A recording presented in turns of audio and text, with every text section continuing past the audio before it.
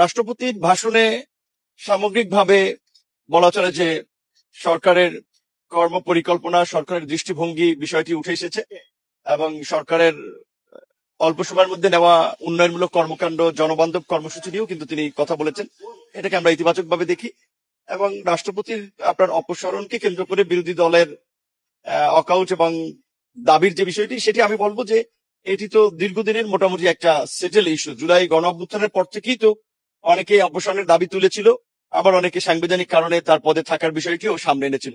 এখন নতুন সরকার গঠিত হয়েছে, সব তো আর সরকারের উপরে দায় চাপিয়ে দিলে এটা সঠিক হবে না। এই রাষ্ট্রপতির অধীনেই তো আমরা দেখি আজকের যারা বিরোধী দলীয় নেতা অনেকে তো অন্তর্বর্তীকালীন সরকারের উপদেষ্টা হিসেবে শপথ নিয়েছেন। তো আপনারা যদি সে সময় জোরালো অবস্থান নিতেন যে না, এই রাষ্ট্রপতির অধীনে আমরা শপথ নিব না, তাহলে তো আজকে সংসদে এই দাবিটা হয়তো উঠতো না। তো তারপরে আশা করি যে ভবিষ্যতে হয়তো আমাদের দায়িত্বশীল এবং গঠনমূলক আলাপ আলোচনার মাধ্যমে সংসদ আরো প্রাণবন্ত হবে এবং রাষ্ট্রপতির ভাষণকে অবশ্যই সরকারি দলের অংশীদার হিসেবে আমরা স্বাগত জানাই এবং সামগ্রিকভাবে ইতিবাচক এবং অন্তর্ভুক্তিমূলক দৃষ্টিভঙ্গি রাষ্ট্রপতির ভাষণে প্রতিফলিত হয়েছে, যেটা সরকার চিন্তা করছে।